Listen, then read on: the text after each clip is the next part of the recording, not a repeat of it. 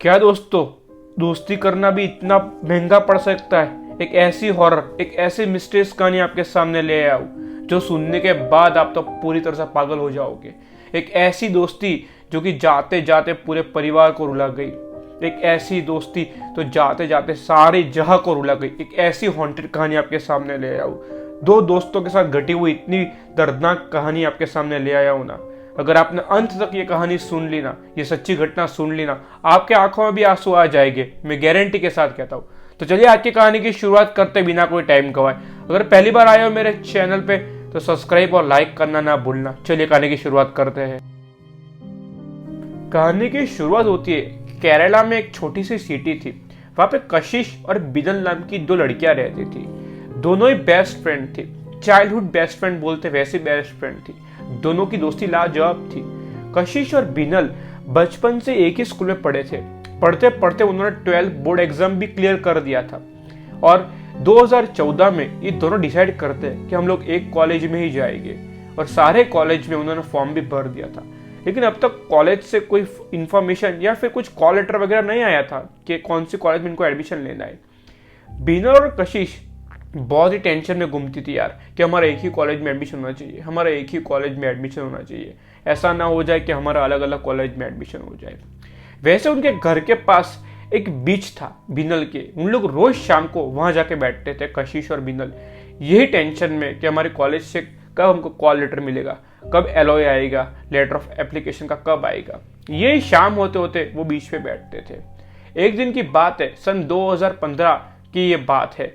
कशिश और बिनल दोनों वैसे ही वो बीच पे जाके बैठ जाते हैं यही टेंशन में कि अभी कॉलेज पे कोई बुलावा नहीं आया है, क्या करें हम लोग यार। एक भी कॉलेज से हमको कॉल लेटर नहीं आया है, हालांकि हमारे मार्क्स भी अच्छा है, लेकिन अब तक हमको बुलावा क्यों नहीं आया कोई कॉलेज से। कशिश और बिनल बीच पे बैठे ही थे कि तेज की बारिश शुरू हो जाती है। बहुत तेज बारिश गिरती है उस दिन, बहुत तेज, लेकिन दोनों वहीं बैठे रहते हैं यही टेंशन में।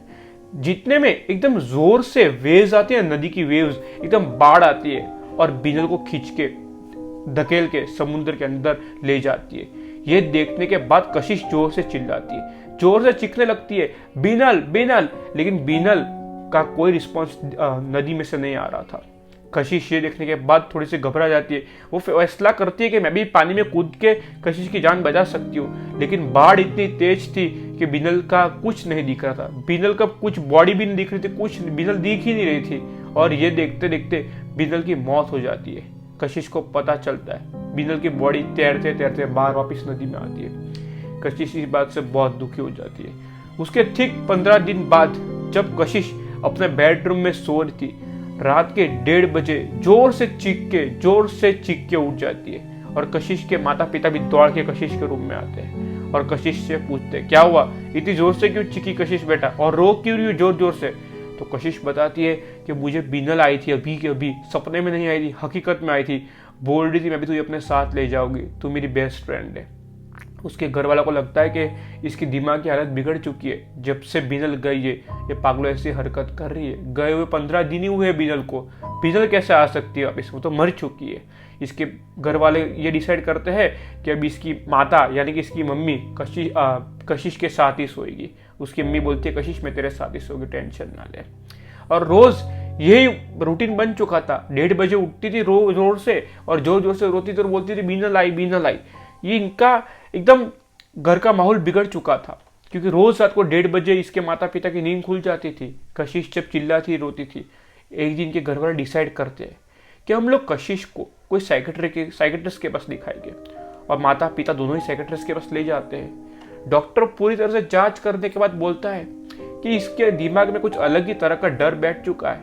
एक काम कीजिए, आप इसको अपने घर से कर दूर भेजिए तो इसकी प्रॉब्लम सॉल्व हो पाएगी, वरना अगर ये यहाँ रहेगी तो इसको वही बिनल दिखेगी बार बार। इसके घर वाले डिसाइड करते हैं कि ठीक है, अभी इसका एडमिशन हम कहीं चेन्नई में करा देते हैं, दूर कॉलेज में एकदम। और इसके पापा फॉर्म भर देते हैं और चेन्नई में एडमिशन इसका हो भी जाता है।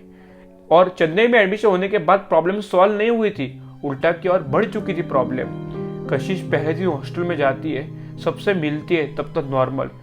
पहली रात बहुत बढ़िया से कटती है, लेकिन जब दूसरी रात होती है, रात के 1:30 बजते हैं, वापिस से बिनल उसको दिखाई देती है। वापिस से जोर से चीख के उठती है, हॉस्टल भी पूरा गूंज उठता है कि ये क्या हुआ हमारे कॉलेज में।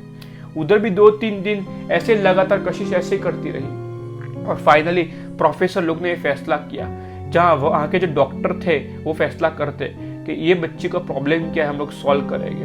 और रात के 11 बजे 2 प्रोफेसर और एक मैम कशिश के रूम में पहुंच जाती है। बात करती है कि बेटा तुमको प्रॉब्लम क्या है। तो कशिश सारी बात वो डॉक्टर मैडम को बताती है कि मेरी एक फ्रेंड बिनल थी, वो रोज़ ऐसे रूम में आती है और मेरे को बोलती है कि तेरे को मैं मेरे साथ ले जाऊँगी, तो मेरी दोस्त है, तेरे को अकेला थोड़ी छोड़ूंगी, या अभी जहाँ मैं हूँ वहाँ तू भी आ जाएगी। तो मैडम बोलती है कि अभी तुम्हारी बिनल कहाँ है, ये रूम में बिनल है क्या। तो कशिश बोलती है हाँ मैम, आपके पीछे ही बिनल खड़ी है। तो मैम बोलती है किधर, हमको तो नहीं दिख रही है बेटा। तो कशिश बोलती है कि आपके पीछे जो विंडो है उधर ही खड़ी है।